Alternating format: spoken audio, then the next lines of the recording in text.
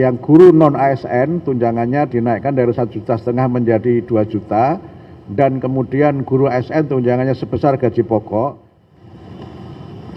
Terima kasih rekan-rekan media. Alhamdulillah baru saja kami diterima oleh Bapak Presiden dan mendapatkan arahan langsung dari beliau terkait dengan program-program prioritas yang diamanahkan kepada kami, Menteri Pendidikan Dasar dan Menengah. Tadi kami didampingi oleh Bapak Menteri Sekretaris Negara dan Bapak Seskat, dan arahan beliau terkait dengan bagaimana kami dapat terus melanjutkan peningkatan kualitas pendidikan, terutama program prioritas beliau. Yang pertama adalah untuk revitalisasi sekolah. Tadi kami sampaikan kepada beliau bahwa revitalisasi sekolah tahun 2025 telah terlaksana 100% untuk 16.167 satuan pendidikan di seluruh Indonesia. Dan tahun ini kami dengan anggaran yang sudah disetujui DPR 14 triliun itu mengalokasikan untuk 11.744 satuan pendidikan, dan insya Allah akan ada tambahan 60.000 satuan pendidikan, sehingga tahun ini kami akan melakukan revitalisasi untuk 71.744 satuan pendidikan di seluruh Indonesia, semua jenjang mulai dari taman kanak-kanak sampai dengan tingkat SLTA. Kami sampaikan juga bahwa program revitalisasi ini tidak hanya berkaitan dengan peningkatan mutu pendidikan, tapi juga dari penelitian kami juga berdampak terhadap ekonomi. Karena sistemnya swakelola, pembangunannya langsung oleh masing-masing satuan pendidikan, kami memperkirakan akan ada penyerapan tenaga kerja di tingkat daerah, mereka yang mengerjakan revitalisasi ini untuk 71.744 itu sekitar 1,1 juta orang yang akan bisa bekerja dalam rentang waktu antara 3 sampai 8 bulan. Sekarang yang revitalisasi tahun 2026 sudah mulai berjalan, sudah 70% dari alokasi 11.744 itu, dan sudah mulai dikerjakan, bahkan beberapa di bulan Juli dan Agustus sudah bisa selesai dan sudah bisa diresmikan untuk memulai tahun pelajaran tahun 2026-2027. Kemudian pembangunan ini sesuatu yang sangat dirasakan manfaatnya oleh masyarakat karena sekian puluh tahun tidak ada revitalisasi sekolah. Kami berkunjung ke daerah-daerah, terutama daerah 3T, mereka sangat berterima kasih karena walaupun sebenarnya sesuai dengan undang-undang tanggung jawab pembangunan itu ada pada pemerintah daerah, tapi karena komitmen Bapak Presiden untuk peningkatan mutu pendidikan, kami merevitalisasi sekolah-sekolah itu, baik sekolah negeri maupun swasta, dan itu kami selenggarakan di seluruh Indonesia. Kemudian yang kedua, kami tadi menyampaikan kepada Bapak Presiden sesuai arahan beliau untuk penyelenggaraan sekolah nasional terintegrasi. Yang ini merupakan sekolah unggul yang tidak berasrama, yang tahun ini direncanakan kita akan bangun 100 sekolah nasional terintegrasi, dan sudah ada usulan-usulan sekolah yang masuk dari 36 yang sudah kami seleksi, dan tahun ini nanti akan kami mulai, insya Allah 5 itu kami buka di balai-balai yang dimiliki oleh Kementerian Pendidikan Dasar dan Menengah, kemudian ada 1 yang di IKN, dan kemudian 9 yang nanti kita bangun baru di daerah yang sudah diseleksi. Pak Mensesnek nanti bisa menyampaikan terkait dengan proses seleksi itu.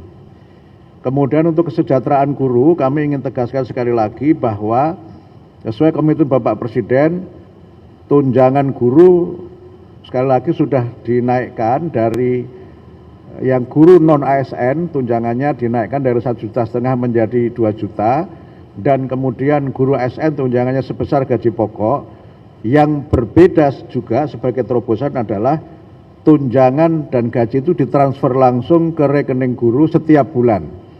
Nah, ini yang membedakan dengan kebijakan sebelumnya dan ini menunjukkan komitmen Bapak Presiden untuk bagaimana proses birokrasi yang tidak birokratis dan agar guru dapat mendapatkan manfaat langsung dari transfer tunjangan yang ke rekening guru setiap bulan. Kemudian untuk guru juga kami sampaikan bahwa tahun 2025 kami mengalokasikan beasiswa untuk 12.500 guru yang belum D4 atau S1 dengan beasiswa 3 juta per semester. Program ini sudah berjalan dengan sistem RPL, sudah masuk semester kedua dan insya Allah sebagian akan bisa diwisuda pada tahun ini. Kami rencanakan kalau nanti sudah selesai semua yang 12.500, kami harapkan nanti kami mohon tadi kepada Bapak Presiden untuk dapat mewisuda 12.500 guru yang mendapatkan beasiswa S1 dengan sistem RPL. Nah, tahun ini kami mengalokasikan beasiswa untuk guru yang belum D4 atau S1 sebanyak 150.000 guru dengan nominal beasiswa sama dengan yang tahun 2025 3 juta per semester. Dan sekarang masih proses pendaftaran karena kami masih terus menunggu para guru untuk dapat mengikuti program ini. Itu yang berkaitan dengan kesejahteraan guru dan peningkatan kualitas guru. Kemudian terkait dengan MBG, kami tegaskan bahwa MBG ini merupakan bagian dari program kami, yaitu 7 kebiasaan Indonesia hebat. Bangun pagi, beribadah, berolahraga, makan sehat bergizi, gemar belajar, bermasyarakat, dan tidur cepat. Jadi kami menjadikan MBG sebagai bagian dari penguatan pendidikan karakter. Sudah kami terbitkan modul-modulnya dan sudah ada penelitian dari UI dan lembaga yang lainnya yang menunjukkan dampak positif MBG terhadap peningkatan motivasi belajar, kehadiran di sekolah, dan juga terhadap capaian akademik. Dan karena itu kami juga menyampaikan per 10 Juni sudah 80,7% murid yang sudah mendapatkan MBG. Jadi dari 53 juta sekian guru, 43 juta sekiannya sudah menerima MBG dan mereka menyatakan MBG terus dilanjutkan karena dampaknya sangat positif baik dalam hubungannya dengan tingkat kehadiran di sekolah maupun dalam hubungannya dengan motivasi belajar dan juga prestasi akademik. Kami kira itu yang dapat kami sampaikan terkait dengan pertemuan kami dengan Bapak Presiden dan arahan-arahan beliau yang berkaitan dengan peningkatan mutu pendidikan melalui revitalisasi. Kemudian IFP, mohon maaf kami tambahkan, Interactive Flat Panel tahun 2025 kami distribusikan untuk 288.865 IFP ke satuan pendidikan di seluruh Indonesia. Sekarang sudah digunakan dan sudah ada penelitian yang menunjukkan dampak IFP terhadap kualitas pembelajaran dan juga terhadap motivasi belajar. Saya kira itu yang dapat kami sampaikan dari pertemuan kami dengan Bapak Presiden dan arahan-arahan beliau untuk program-program prioritas Bapak Presiden dan juga program Kementerian Pendidikan Dasar dan Menengah. Pak Mensesnek, kalau cukup ditambahkan. Ini realisasi APBN sampai dengan bulan Mei 2026 ini terus menunjukkan tren positif. Kita lihat pendapatan tumbuh 19,1%. Yang paling menarik adalah pendapatan pajak naiknya 22,1%. Bea cukai naik 0,7 sudah positif 2 bulan berturut-turut, nanti akan naik lagi lebih bagus. PNBP naiknya 19,9%. Anda bandingkan tahun lalu di bulan yang sama tuh pajak negatif 11,3%, cukai positif ya tapi ya, PNBP negatif 33,2%. Jadi ada perbaikan yang signifikan di pajak utamanya dibandingkan dengan kondisi tahun lalu. Tahun lalu full year pertumbuhan pajaknya itu negatif. Sekarang positif, mungkin nanti akan 20% atau lebih kita coba dorong ke atas terus seiring dengan perbaikan di perpajakan. Pak Bimo ada? Gimana Pak Bimo kira-kira sampai akhir tahun?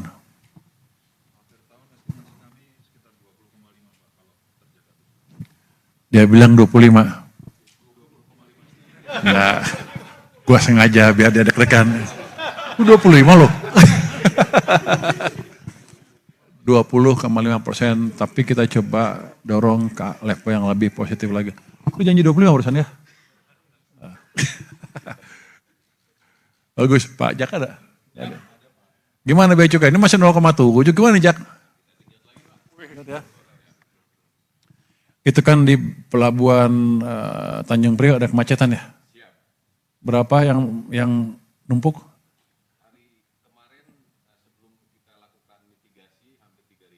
Sekarang nggak berapa?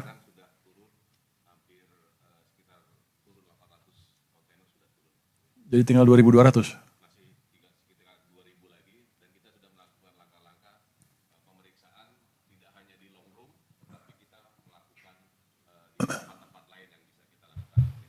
Jadi ekonomi udah cepat, tapi masih ada gangguan di pelabuhan.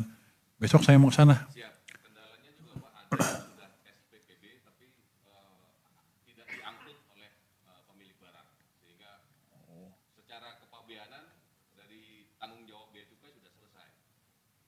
Oh, kalau gitu nanti pajak masuk yang nggak ngangkut, kita hukum aja pajaknya Mas ya. Pak Jaka, bisa dong kalau gitu 25% loh. Nggak, kalau besok ada yang mau ikut saya ke pelabuhan. Mungkin besok jam 10 pagi. Nanti kita atur, kita beresin sekalian di situ. Kalau dia pejabatnya nggak bisa beresin, kita pindahin langsung besok juga. Tapi kalau dia bisa perbaikin ya udah. Oke. Apalagi belanja negara tetap tumbuh 34,4%, bagus. Artinya sesuai dengan target ya. Kita selalu ingin mempercepat belanja saat mencapai 1.365,4 triliun rupiah. Yang merata nih, Kementerian Lembaga 58,9% tumbuhnya, non Kementerian Lembaga 47%. Transfer daerah agak turun sedikit 4,9%. Yang paling penting lagi apa? Surplusnya jadi berapa? Surplusnya jadi nih. Surplusnya jadi defisitnya mengalami triwulan sampai dengan Mei defisitnya 0,7. 5 bulan pertama tahun ini 0,7. Jadi kalau kita pakai cara menghitung ekonomi yang di luar itu, yang bukan di luar negeri ya, dalam lagi di luar pemerintah, di TikTok segala macam, dia kan dikali aja kan. Ya udah kalau saya cari cara yang sama, jadi 12/7 kali 0,7, kira-kira dapatnya sekitar 1,8. Jadi kalau lihat dari situ, APBN kita amat aman. Tapi kalau saya mau ngomong gitu nanti orang di luar bilang, oh bukan gitu ngitung cara ngitungnya. Ya udah, cara ngitung yang mana yang mau pakai. Tapi yang jelas bisa kita kendalikan, utamanya kenapa? Karena pajak dan bea cukai ada perbaikan yang signifikan. Yang penting lagi Anda lihat sini, surplus keseimbangan primernya sekarang 58,6 triliun sudah positif lagi. Artinya anggaran kita sekarang lebih berkesinambungan dibanding bulan-bulan sebelumnya. Coba next, dibanding bulan April kalau lihat ya, itu keseimbangan primer cuma 28, sekarang 58,6. Terus defisitnya 0,6, tapi ini kali ini cuma 4 bulan kan. Jadi kalau ngalinya 12/4 kali itu, jadi 3 kali ini kan kira-kira 1,8. Hitung-hitungan kacau nih. Gue boleh dong mereka pakai kacau, gue juga boleh pakai kacau. Cara ngitung kacau, gak apa-apa. 1,8 sekarang 1,7, sekitar segitulah, gak berubah. Di situ menunjukkan bahwa ya emang anggaran kita bagus. Yang dibilang ugal-ugalan atau berupaya membuat anggaran yang kacau sehingga mengganggu stabilitas nilai tukar, saya agak bingung dari mana. Dari sini bagus semua. Pajaknya naik, defisitnya terjaga. Jadi kondisi fiskal amat baik. Pak Wamen, Pak Dirjen-Dirjen ini semuanya memastikan itu terjadi. Pak Bimo aja baru jalan kemana? Kalimantan sama Jogja. Ya, jalan-jalan kali ya. Dia memastikan bagian bawah, di bawahnya mengerti apa target kita dan apa yang harus mereka kerjakan. Pak Jaka juga sama. Oke, next. Nanti untuk pendapat bea cukai kan sebentar lagi kan kita jalankan mesin ya Pak ya? Untuk mendeteksi penghitungan rokok secara otomatis yang di-link ke pusat ya Pak. Kapan itu mulai jalan Pak? Maksimal kita bisa lakukan minggu ketiga Juni. Minggu 3 Juni ya udah mulai jalan. Itu programnya kan nanti 6 bulan kepasang semua mesinnya ya Pak ya. Nanti penghitungan rokok di pabrik akan otomatis langsung masuk ke sini ke bea cukai sehingga tidak ada kebocoran lagi. Deteksinya cukup canggih termasuk salah apa namanya? Salah peruntukan, salah personifikasi itu bisa terdeteksi langsung dengan sistem yang baru. Nanti kalau begitu launching kita undang semuanya teman-teman media. Next, so pendapatan negara udah saya bilang tadi yang tumbuh cukup signifikan. Yang ini PPH Badan dan deposit PPH Badan. Itu di bulan Mei itu tumbuhnya 23,9%. Padahal di bulan April hanya tumbuh 5,1%. Jadi ini tadi yang bikin saya takut nih. April kok cuma tumbuh segini? Padahal yang tumbuh kencang kan, yang lain tumbuh kencang. Ternyata di bulan Mei balik ke level yang normal, dia tumbuhnya 23,9%. Dari 132,5 naik ke 167,6%. Jadi kekhawatiran saya yang sebelumnya mungkin perusahaan pada bangkrut nih. Jadi bayarnya kecil, hanya tumbuh 5,1%. Ternyata salah. Ternyata mereka juga cukup sehat, pertumbuhannya itu 23,9%. Di bawah lagi ada PPN dan PPNBM, tumbuhnya 41,3% dibanding tahun lalu. Lebih bagus dibanding bulan sebelumnya yang 40,2%. Jadi ini semua menunjukkan bahwa ada perbaikan real di perekonomian. Ketika ada kritik bahwa ekonomi cuma di kertas saja, tidak di real ekonomi masyarakat, saya tidak tutup kuping terhadap masukan itu. Saya periksa kemana-mana dan termasuk melihat data ini, bener enggak?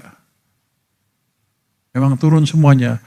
Kalau di sini kelihatan naik semua nih, tumbuhnya cukup kenceng. Jadi data ini menunjukkan bahwa perbaikan yang ada di ekonomi betul-betul sedang terjadi. Jadi Menteri Keuangan nggak bohong, pemerintah nggak bohong. Karena kalau ada yang masalah, kita akan memberi stimulus duluan. Seperti di bulan,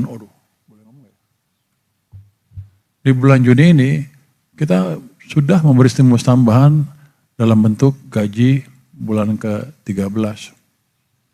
Nanti mungkin dulu pernah diumumkan oleh Pak Presiden juga. Saya menekankan lagi itu ada.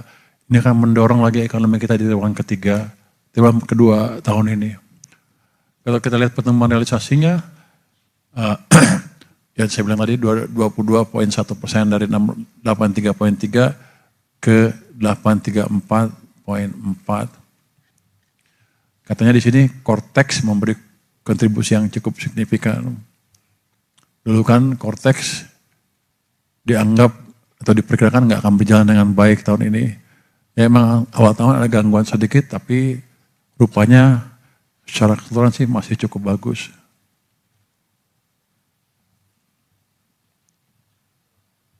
Lagi. Jadi PPN dan PPNBM sebagai pajak konsumsi meningkat tinggi dengan sejalan dengan konsumsi dalam negeri yang kuat dan daya beli yang terjaga. Itu menggambarkan itu kira-kira. Jadi angka ini nggak bohong. Ya seperti itu angkanya. Uangnya ada nggak? Jangan-jangan nggak ada duitnya. Pak Prima, betul duitnya masuk kayak gitu? Ojek. Uang lo ada berapa sekarang? Orang kaya dia. Dia punya 513 triliun, tapi akan kita belanjakan cepat supaya masuk lagi ke ekonomi ya Pak ya. Sebagian sudah di perekonomian, sudah diperbankan uang itu. Next. Nah, sektor utama yang kontribusi terbesar, perdagangan itu pertumbuhnya 52,4%, pengolahan tumbuhnya 19,7%, pertambangan 28,2%, pengangkutan dan pergudangan 16, konstruksi dan real estate 7,4, jasa perusahaan 16,3. Kalau perdagangan tumbuh 52,4%, artinya ada yang beli, kira-kira gitu. Pengolahan juga tumbuhnya 9,7%, pabrik-pabrik di sini jalan berproduksi. Ya. Oke, next. Pabean dan cukai makin baik. Kita lihat ya bulan Mei itu tadinya di bulan yang ini ya, kita lihat yang ini. Tadinya negatif pertumbuhannya, tapi April sudah positif 0,6. Mei 0,7 positif, ke depan akan lebih positif lagi pertumbuhannya. Ini juga cukai tumbuh didorong peningkatan produksi hasil tembakau pada triwulan 1. Jadi naik pajak ya, produksi tembakau ya. Ada yang bilang sama saya turun, salah ya? Iya, itu yang itu agak bilang sama saya turun tuh, gara-gara kebijakan lu. Padahal kebijakan kita nggak naikin cukainya, harusnya naik ya. Biaya masuk masih terjaga pertumbuhannya didorong peningkatan biaya masuk dari impor bahan baku dan bahan penolong yang tumbuh 10,67%. Artinya apa? Bahan baku dan bahan penolong ini menunjukkan memang aktivitas manufacturing sedang meningkat di sini. Kalau enggak, ini enggak akan tumbuh. Jadi inline dengan angka PDB besar yang ekonomi sedang tumbuh. Jadi cara ini sebagian cara untuk mengecek apakah angka PDB-nya inline apa enggak. Ini menggambarkan emang ada peningkatan pertumbuhan yang signifikan. Jadi biaya keluar walaupun kontraksi masih mengalami perbaikan sejalan dengan penguatan harga CPO di bulan Maret sampai dengan Mei. Next. Nah, Pak Jaka juga sibuk tuh melakukan penindakan di daerah-daerah ya Pak Jaka ya. 2026 berapa? Udah dapat rokok berapa? 865 juta batang dibandingkan dengan tahun 2025 yang hanya 376. Tumbuh 128,2%. Kebanyakan dari mana Pak penyelundupnya? Jawa Tengah juga ada? Lu orang mana lu? Berarti dia nggak terlibat. Terus ada yang menarik lagi di situ Pak,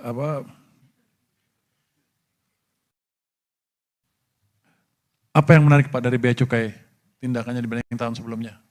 Yang pasti untuk penindakan tahun ini sepanjang hari kita melakukan penindakan. Setiap hari kita menerima laporan penindakan yang dilakukan oleh setiap kanwil. Rata-rata setiap hari bisa sampai dengan 10 sampai 15 juta batang kita Pak Jaka ngerokok nggak? Saya nggak merokok, Pak. Gue pikir kalau sekian juta batang lu ambil 1 batang 2 batang rokok.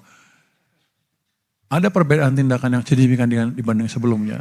Sebelumnya penyelundup itu kalau misalnya pakai truk, kalau ketangkep barangnya diambil, truknya dilepas. Jadi ongkos nyelundup murah, cuma ongkos sewa aja. Yang truk akan ngaku dia disewa. Sekarang saya ubah ya Pak ya. Pokoknya sekarang kalau ketangkap truknya tahan, dicatat supaya biaya untuk melakukan penggelapan itu tadi, melakukan praktek ilegal menjadi mahal karena truknya hilang. Berapa truk yang ditahan Pak?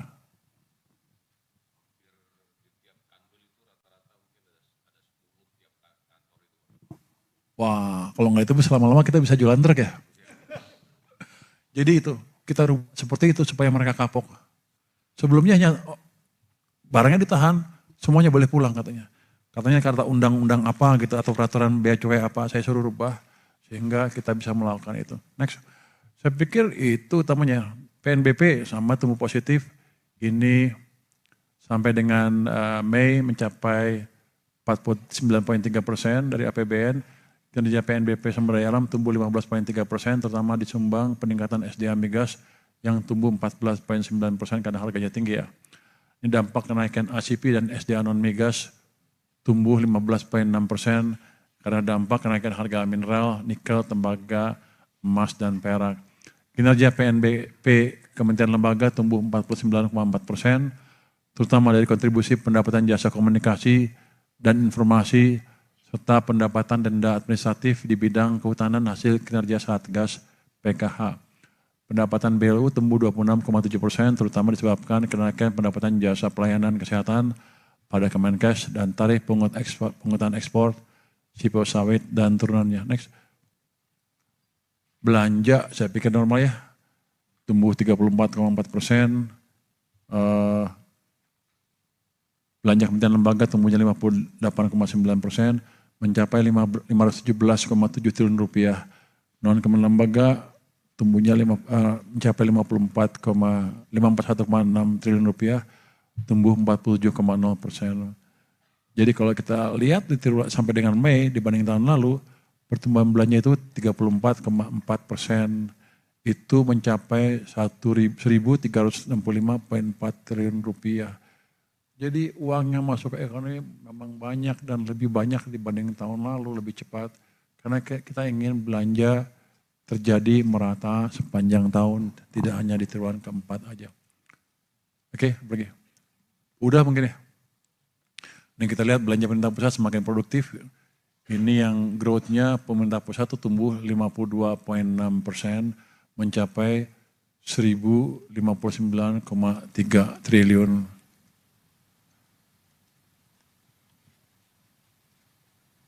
Itu mungkin utamanya. Oke, next. Kementerian Lembaga tumbuh 517,7 triliun rupiah atau 34,3% dari APBN. Yang tinggi belanja pegawai tumbuh 25,2% itu ya. Paling besar itu, tapi Anda lihat sebelahnya, belanja barang itu mencapai 209,3 triliun rupiah atau tumbuh 114,9 114,9. Belanja modal juga tumbuh lumayan bagus 49,8, belanja bansos 49,6. Ini menunjukkan strategi Bapak Presiden untuk memastikan belanja tepat waktu dan tepat sasaran dan berdampak kepada perekonomian. Anda lihat belanja barang, belanja modal tumbuhnya kencang dan jumlahnya cukup besar, di jumlah itu hampir 300 triliun. Ini strategi pemerintah yang dipimpin oleh Bapak Presiden untuk memastikan uang pemerintah setiap rupiah yang dibelanjakan itu berdampak positif terhadap perekonomian, tepat waktu dan tepat sasaran dengan kebocoran yang sedikit. Kalau saya bilang nggak ada kebocoran, Anda pasti ketawa ya. Kemudian ada penangkapan. Tapi kita usahakan kebocorannya sesedikit mungkin. Next. Belanja subsidi dan kompensasi dipastikan tetap bisa menjaga daya beli masyarakat. Ini kalau sekarang mencapai tumbuhnya 208,2%, itu mencapai subsidi dan kompensasi mencapai 203,7 triliun rupiah. Subsidinya 94,8, kompensasinya 108,9. Itu pembayaran kompensasi 226 ini kini dilakukan bulanan. Kan kalau tahun lalu di akhir tahun, sekarang sudah mulai 70% di sepanjang setiap bulan, 70%. Nanti di September kita hitung semuanya, kita bayar yang 30%. Sehingga Pertamina-nya punya cash flow yang cukup. Ini juga dilakukan atas petunjuk Bapak Presiden waktu kita rapat di Istana. Jadi pemerintah terus menjaga ketersediaan barang dengan harga bersubsidi. Untuk BBM subsidinya mengalami pertumbuhan 8,6%. Itu sampai 2006 sekarang mencapai BBM-nya 6,3 6,3 juta kiloliter, ini kiloliter semuanya nih. Ya 1000 kiloliter, 6,3 juta kiloliter. Nggak ada rupiahnya ya. Emang sengaja disembunyiin biar nggak kelihatannya. LPG 3 kg naik dibanding tahun lalu 2,7%. Tapi pada dasarnya gini, Bapak Presiden ingin memastikan bahwa masyarakat tetap mendapat dukungan untuk yang memerlukan subsidi dan memastikan juga tidak ada kelangkaan barang. Next. Anggaran ketahanan pengalaman, saya pikir ini standar ya, makanan bergizi gratis sampai sekarang sudah mencapai 88,15 triliun rupiah untuk 63,13 juta penerima dan 29.670 SPPG. Oke, next. Transfer ke daerah juga tersalur dengan efektif, utamanya untuk daerah-daerah yang terkena bencana sudah kita transfer semuanya 10,9 triliun rupiah. Yang lain seperti biasa, sehingga daerah bencana tidak kekurangan uang untuk membangun ya Pak Soelan ya. Ada yang ribut nggak di sana? 3 provinsi itu aman ya. Dan selain itu kita monitor seluruh daerah Indonesia, provinsi maupun tingkat 2 untuk kondisi keuangannya Pak ya. Kalau ada yang darurat atau terdesak, kami pasti akan tahu duluan dan kami akan melakukan tindakan khusus. Tapi sampai sekarang rupanya semuanya masih relatif terkendali ya Pak ya. Untuk perkembangan realisasi TKD, persennya mencapai 44,17% dibandingkan dengan targetnya itu Pak ya. Alokasinya 693, realisasinya 306 ya, hampir 44,17%. Jadi kalau kita banding tahun lalu lebih tinggi dan lebih cepat. Kita juga ada pemanfaatan anggaran TKD untuk ya 4,3 juta ASN daerah, 42 ini deskripsi beritanya ya, 42,3 juta siswa penerima BOS, 5,8 juta siswa PAUD, 992 ribu siswa program kesetaraan dan 616 ribu guru. Jadi pemerintah sama sekali tidak mengurangi dana untuk program-program yang seperti ini.